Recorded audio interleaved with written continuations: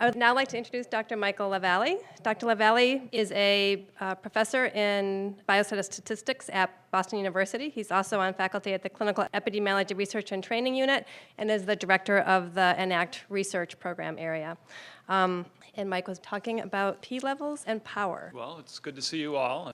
Just as a quick outline, I'm going to talk about power and then p-values. And in both cases, I mean, if there's one message you should take away from this talk, it's that sample size is very important.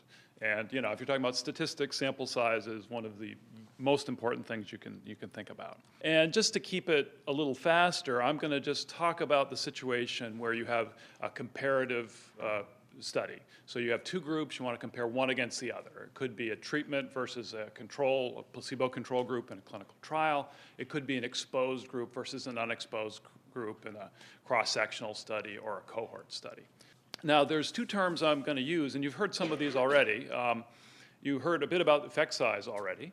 And the way I'm going to use it in my talk is that the effect size is sort of the gap between no effect at all or no difference at all between the groups and what you see in the data, or what you would like to see in the data. So it's a discrepancy between the null hypothesis, which is that there's no difference between the groups, and what you hope is there.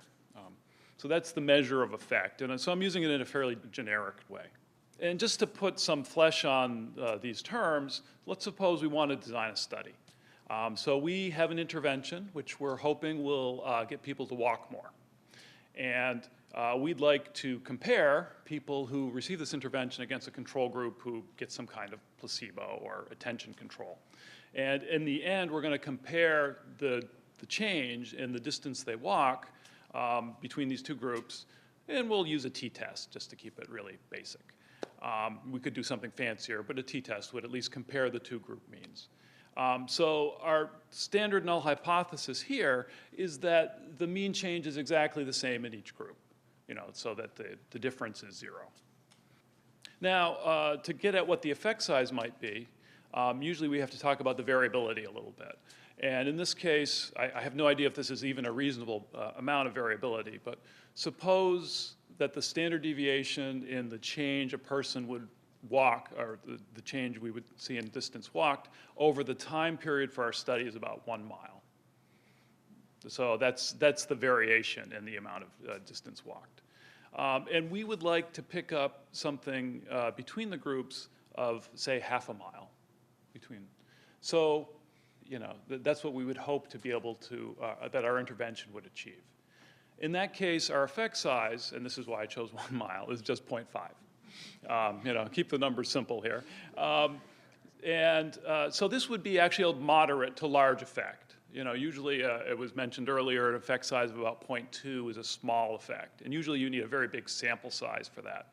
0.8 or larger would be considered a really big effect. So we're sort of looking at, you know, somewhere in the middle here. Now, in terms of power, this is something that really only is relevant when you're planning the study. And it's our ability to reject the null hypothesis that the groups are exactly the same when it's not true. And ideally, we'd like our study to tell us this all the time. You know, we'd want 100% power. You know, every time we run the study, we'd like to be able to pick up that the null hypothesis is not true. But usually that's unachievable, so we go for something more like 80 or 90% power. And there are two things that determine the power. Sample size is very critical, and the effect size is also there. Now, of the two, the one you really have control over is the sample size as the investigator. That's it. You know, if you're hoping your intervention will have a big effect, but you really can't tell that until you do the experiment. So when we plan a study, generally I encourage people I work with in terms of planning studies to look for a sample size that's large enough so that even if the effect is moderate, that they'll have adequate power to reject the null hypothesis. And there is this trade-off between the sample size and the size of the effect. If your intervention only, or the exposure only produces a small effect, then you're really going to need a large sample to detect a difference. You know, that would be a fairly subtle difference between the groups. On the other hand, if your intervention is a home run, you don't need very many subjects to pick that up. But usually we're talking more about singles in research. You know, you need to be prepared for a bigger sample size.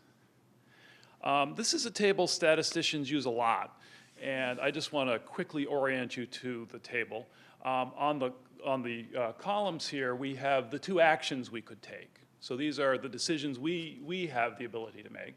One would be to reject the null hypothesis at the end of the study, and the second is just to fail to reject it. And in the columns, we have the state of nature, whether or not that null hypothesis is actually true or not, which is outside of our control. And it's really the top row that's most interesting, because that's what happens when we reject the null, which is, of course, what we hope we'll do. And for power, it's that second column that's the most interesting, because that's where the rejecting the null actually is the correct thing to do. The null hypothesis is wrong. There is a difference between groups. We'd like to be able to say we've detected a difference. And the rate at which this happens is the power. And I've used notation here as beta, but some people use 1 minus beta. They use other things as well. But just the idea that that's the power, that's what we'd like to get to be 80 or 90% if we could. Now, this is another one of those figures that statisticians sort of have in the background when they talk about a study. And what I've done here is I've generated lots of test statistics. These are all t-test statistics, and they're all based on the two groups having no difference. So these are all generated under the null. Both groups have exactly the same thing going on, with a standard deviation of 1 and 25 per group. So basically, I just generated lots of data where really nothing is happening, and looked to see how the t-tests would respond. And this histogram shows you the different t-test test statistics you'd get. And you can see that they're not all right in the middle, and that's because of the variability in the measures. And the t-test boundaries, the cutoffs we use for significance, are set so that 2.5% of the upper is above the cutoff, and 2.5% on the lower is below the cutoff. And the cutoffs are shown by those gray lines there. So that's a 5% significance test. And this is under the null, and this is where those boundaries come from, just to make sure that under the null, we have the proper areas cut off on both ends. This is now looking at what happens under the alternative. So this is exactly what we hoped would happen now. The difference between the groups is exactly half a mile. We have a 1 mile standard deviation, and I have the same 25 subjects per group. And you can see I don't know if you paid attention to the bottom axis, but it's shifted over now. Before it was centered at 0, and now it's centered up closer to 2. It's not quite at 2. And the cutoff is for a t-test with 25 per group is very close to 2. And it turns out in this case, we have about 41% of the results are above the cutoff. Now that's our power here, so that's not very good. We have 41% power, which means we're actually more likely to fail to reject. And that's with 25 per group. Now, if you come to me or your local statistician and you say, I have an effect size of 0.5, I have 2 groups, how many subjects do I need? Hopefully, I would tell you, or whoever's local would tell you, you need 65. And in that case, 80% of the time, the t-test result is above the cutoff. Okay, so that's why it's 80% power at that point. And you need 65 per group to do that. If you've got a really generous funding source, then maybe you can have 100 subjects per group, but in this case, you can see if we do that, then things have shifted over even farther, and we now have 94% power. So only 6% are below the cutoff now. But it still can happen. Even with 80% or 90% power, we could be unlucky and end up in the lower tail. We can't rule that out. So planning for, trying to plan sample size is the best way to make sure you will have adequate power for a meaningful effect size. And one thing I just wanted to briefly toss in here, I've seen people do this. They'll say, well, I saw so-and-so did a study, they had 30 subjects per group, and they got a significant result. It turns out that that's not enough to say, we're going to do the same study with 30 per group and have good power. It turns out the power can be as low as 50%, if you just take their numbers and do that. You really have to think about the, what you're trying to detect yourself. Okay, and now briefly, p-values. So the thing to keep in mind about p-values is that what we're trying to do here is rule out chance results. The p-value, one way to interpret it is it gives us a sense of how likely what we're seeing is due to chance.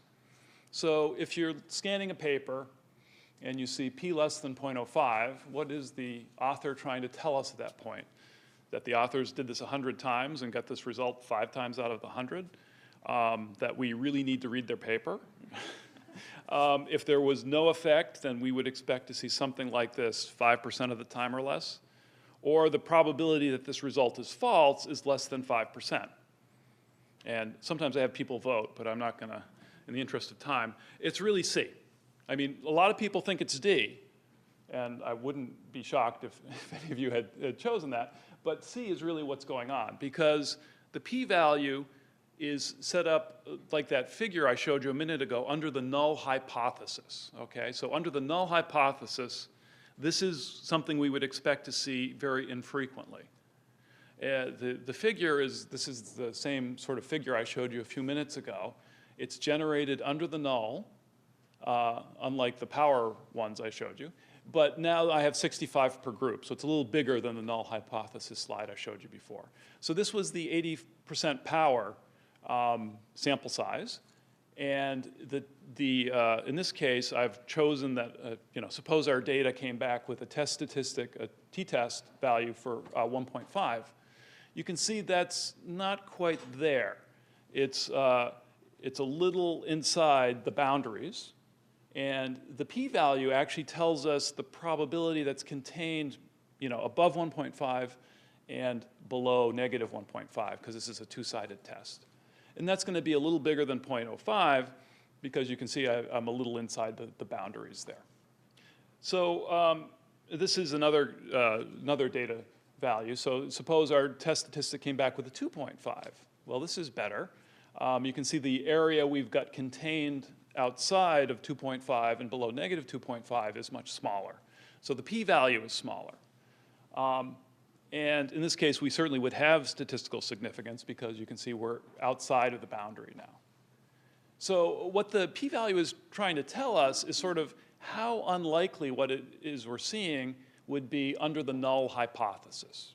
So it's the under the null hypothesis that's critical, and most people don't necessarily pick that up all the time. So what this would tell us is either the null hypothesis is true, and we've just observed something that's extremely rare and unlikely, or maybe the null is not true. And so it's sort of the second branch that we generally go on, but you have to keep in mind that that first branch is always a possibility as well. It could be a rare event and the null is really correct. So ratcheting down the p-value gives us more confidence that the null is incorrect.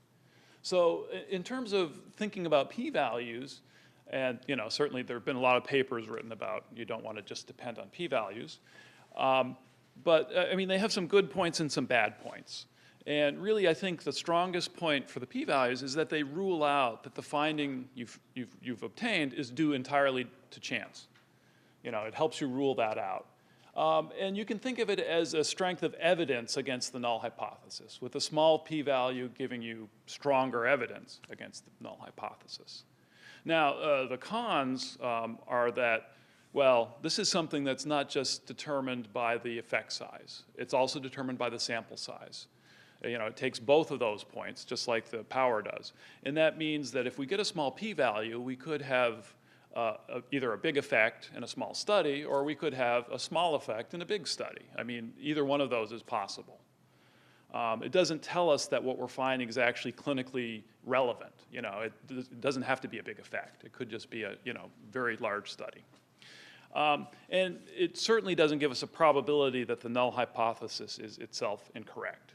Don't interpret it as a probability that way, because that's not where it comes from. The last thing is just this issue with the significance level. That's the other column in that table I showed you earlier. And the rate that happens, we usually specify to be 5% or 0.05. And this is why we care about the p-value being less than 0.05. But, you know, again, keep in mind that that p-value is determined a lot by the sample size. So whether or not our study reaches a statistically significant conclusion depends on the sample size as well as the effect size. And, you know, so we could get a big effect or a big sample size giving us statistical significance. So just keep in mind, power is your ability to reject the null hypothesis. The p-value is the probability of a larger effect than what you observed if the null hypothesis is correct. And if that p-value is small, that really casts doubt on the null hypothesis. But keep in mind that both of these critically depend on the sample size. So it's really important that your study be adequately, you know, have an adequate sample size to do what you need it to do. And thanks to the funders.